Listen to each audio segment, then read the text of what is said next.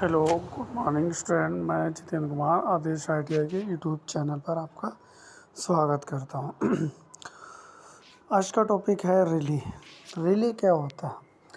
Relay एक सुरक्षात्मक इकाई होती है हमारे इलेक्ट्रिशियन डिपार्टमेंट में।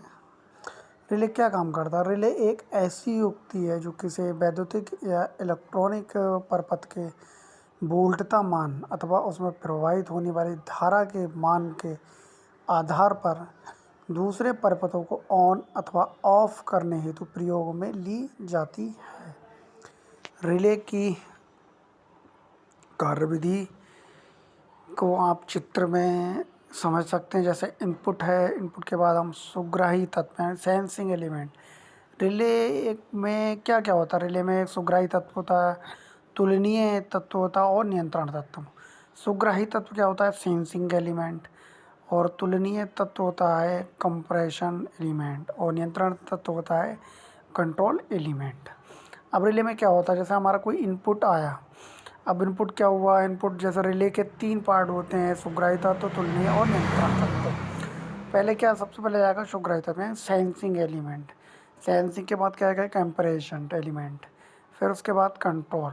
अगर अधिक वोल्टेज है तो उसको कम या ज़्यादा में ज़्यादा होगा तो हमारा ये ट्रिप कर जाएगी। और फिर उसके बाद क्या होता है? अगर मतलब 220 वोल्टेज की क्षमता है, अगर 220 वोल्ट आ रहा है तब तो ये ट्रिप नहीं होगी। अगर उससे अधिक आ रहा है तो ये कट हो जाएगी, क्योंकि ये मतलब एक तरह से सेंसिंग डिवाइस होता है। ट्रिप परपथ को अलग अथवा सिग्नल परपथ को अलग कर देता है। अब हम आगे बढ़ते हैं तो वह बात करते हैं कंट्रोल तथा रक्षित रिले। कंट्रोल तथा रक्षित रिले युक्तियाँ विद्युत परपथ में विद्युत राशियों का मापन तथा कंट्रोल कर असमान स्थितियों का पता लगाती हैं। कंट्रोल तथा रक्षित रिले को निम्न प्रकार वर्गीकृत किया जाता है।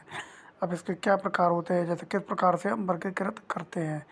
और नंबर 1 संरचना के आधार पर, नंबर 2 है उपयोगिता के आधार पर, और नंबर 3 है प्रचालन समय के आधार पर। नंबर 1 बात करते हैं संरचना के आधार पर। संरचना के आधार पर रिले के निम्न प्रकार उपलब्ध हैं। अब नंबर 1 है इसका संरचना के आधार पर परिनलिका रूपी रिले। यह एक परिनलिका के रूप में होती है तथा इसमें प्लंजर को परिनलिका के चुंबकीय क्षेत्र द्वारा आकर्षित किया जाता है। अधिक धारा प्रवाह होने पर रिले प्रचालित होता है। अब दूसरा है इसमें चलित आयरन रूपी रिले, यानी कि मूविंग आयरन टाइप रिले। इसमें लोहे के आर्मेचर को विद्युत चुंबकीय क्षेत्र द्वारा आकर्षित किया जाता है।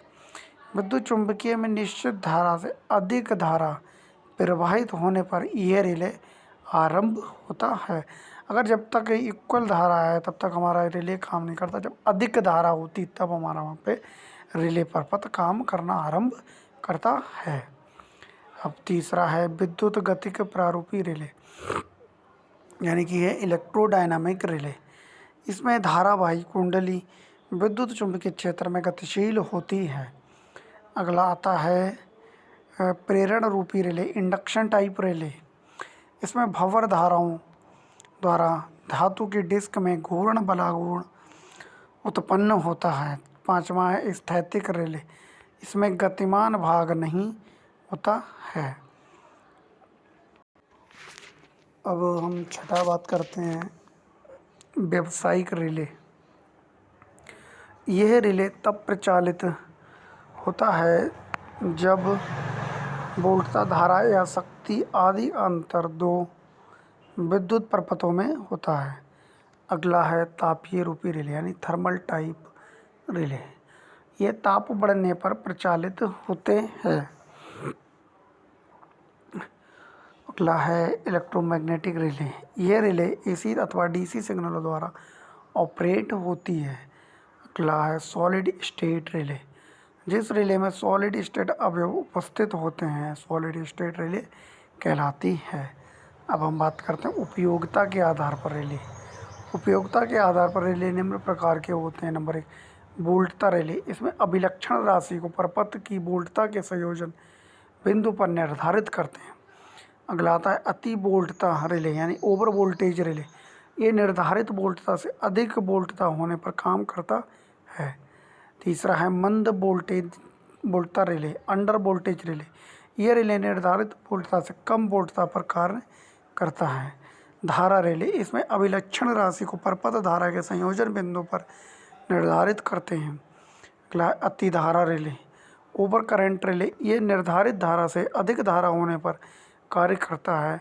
आगे हम बात करते हैं मंद धारा रिले, अंडर करंट रिले, यह रिले निर्धारित धारा से कम धारा पर कार्य करते हैं। अगला है विद्युत शक्ति रिले, इलेक्ट्रो पावर रिले, इसमें अभिलक्षण राशि संयोजन बिंदु पर बनने वाली सक्रिय शक्ति अथवा प्रतिघाती शक्ति के कारण होती है। 8वां बात करते हैं आवृत्ति रिले, इसमें प्रचालन समय के आधार पर बिंदु पर अभिलक्षण राशि देती है।